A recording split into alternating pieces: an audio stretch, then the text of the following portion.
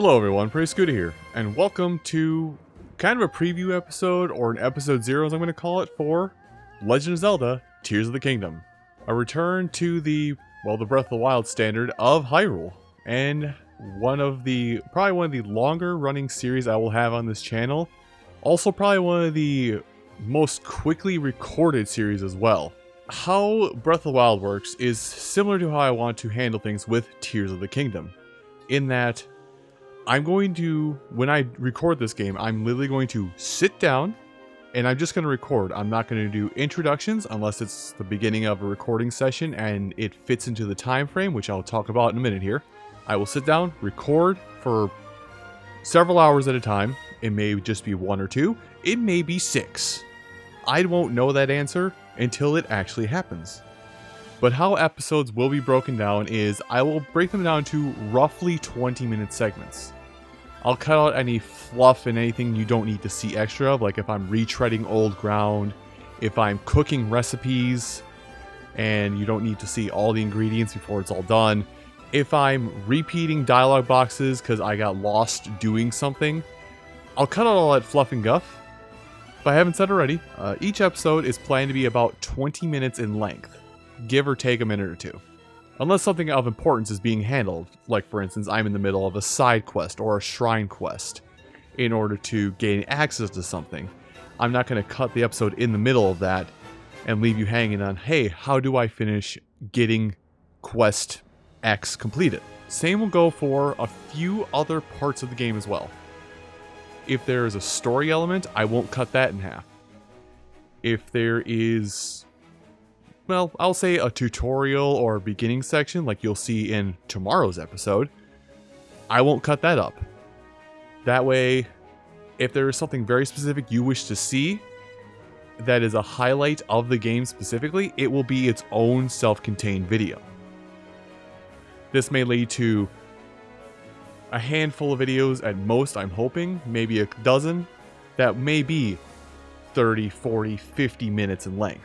But it will contain all the information for one thing in specific, i.e. a temple, or, as I mentioned before, the introduction to the game, or, because it will happen at some point, the final fight to the game. How I plan to break up episodes is going to be done with post-commentary, meaning I'll give a quick rundown of, what happened in the episode at the end of the episode in post-commentary and sign off, and then the next episode, I'll do a lead-in, like I normally would do with a video, but I'll do a lead-in with footage going from, it's like a little bit extra from last day's video, kind of like a cliffhanger, and just discuss what happened in the previous episode, and lead into myself live as I'm playing the game. So it's a little bit different format than what you're probably used to if you're watching some of my Let's Play content, but this is the way I did it in Breath of the Wild. I liked how I did with Breath of the Wild. Depending upon how much I can do in a go or how long episodes get to be, I can still check back on comments and relate to those at a later time if you folks have suggestions for better ways to handle things. Granted, in some instances, those comments may not be addressed vocally for 30 to 40 episodes, depending upon how far ahead I get. And the last thing about the structuring of the series I want to tell you, before I move on to my next bullet point, is, well, the length.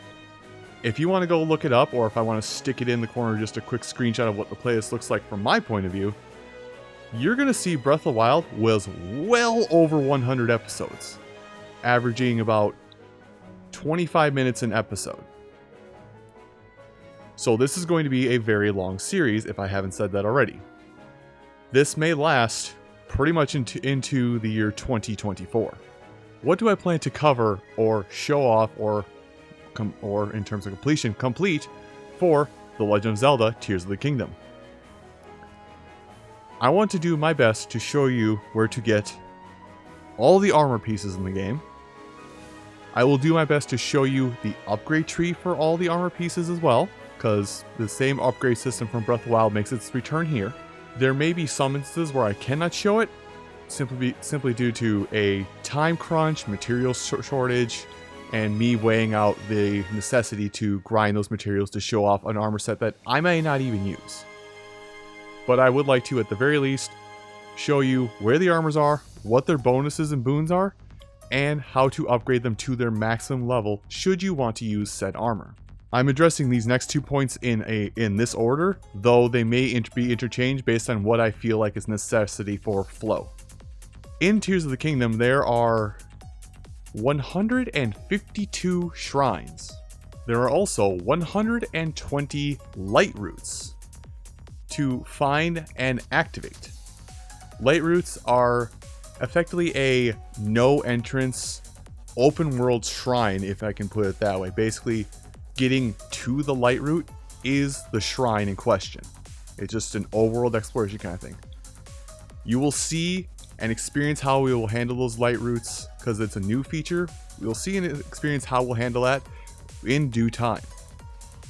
But I do plan to show you how to get to all 152 shrines, plus get all the optional treasure chests that are featured within the shrines, effectively 100%ing each and every shrine.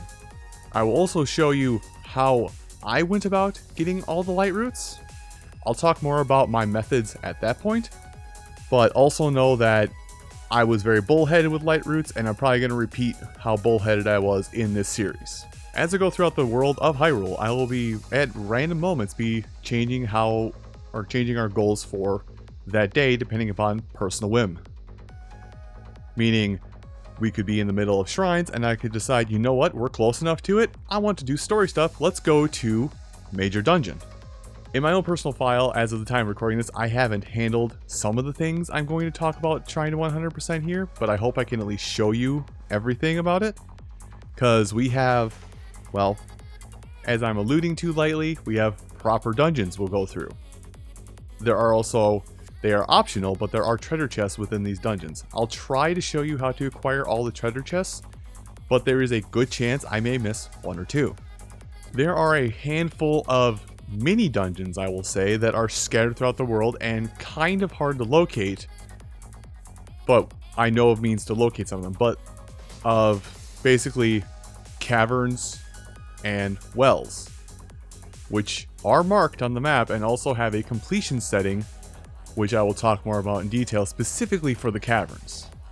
This logic of not having 100% knowledge on how to do where to find and complete all quests, well, yeah, complete everything will extend to quests.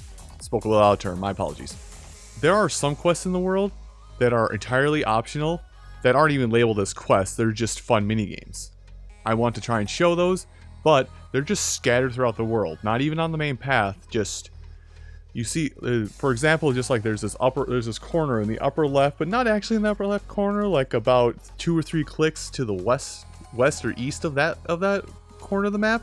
Yeah, there's a random NPC there that may have a side quest that doesn't pertain to any shrines or anything else. It's just a side quest, and by nature, it is counted for 100% quest completion.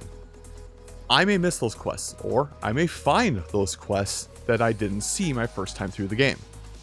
Things like that I miss is going to be, I will probably mention this throughout the project as well, but things like that I miss in that fashion is going to be something that you, the viewer, I welcome to either talk about it existing, and I may visit it in some bonus episodes. If you help me find it, I will try and find it myself and finish it. But I also offer to you as like a, hey, I know you're watching me play this game, but I will also offer it to you to play the game as well and do better than me 100%ing it. Which is weird saying I'm trying to help you 100% Tears of the Kingdom, when I also in the same breath turn around and say, okay, but here's a couple things I missed, you do it. I like to leave a handful of things behind, so that way my playthrough on YouTube or my personal playthrough or your playthrough isn't the same, and you still get some reward of it. And this series is going to be more of a walkthrough and structure. A walkthrough, a video, Prima guide, whatever you want to view it as. The Let's Play thing. The only thing I will tell you straight up that I will not, let me clarify, the one thing I am not, N-O-T, not going to 100% is going to be finding all of the Koroks in the game. Breath of the Wild had 900 Koroks. I believe throughout the adventures I put for Breath of the Wild, I showed you approximately 250, and I had plenty of weapon and storage space based on that alone. At some point in your travels, Korok Seeds cannot be traded in anymore to increase your weapon stashes at all. There is a hard cap on weapon stashes, and then you're just walking around with like 400 or 500 Korok Seeds jingling about while you're thinking, I'm going to find every Korok Seed. So I will not be showing you where every single Korok Seed is. Those will be basically oh hey, there's a thing I know is a Korok Seed. Let's go get it really quick while we're on our way to our previous destination. I'll talk more about changes in Korok Seeds because there are a few new Korok Seed challenges. But again, Korok Seeds are going to be oh hey, there it is over there. Let's do it really quick because it caught my attention. I'm doing it like that because I feel like that's the intended design of Korok Seeds, of just as you're traveling, oh hey, look, a little distraction. Let me just veer off my path by 2 degrees, grab a Korok Seed, and then go right back on my path. In between each session of game I play, I will be using the 5 amiibo you are allowed to use per day to help with item collection.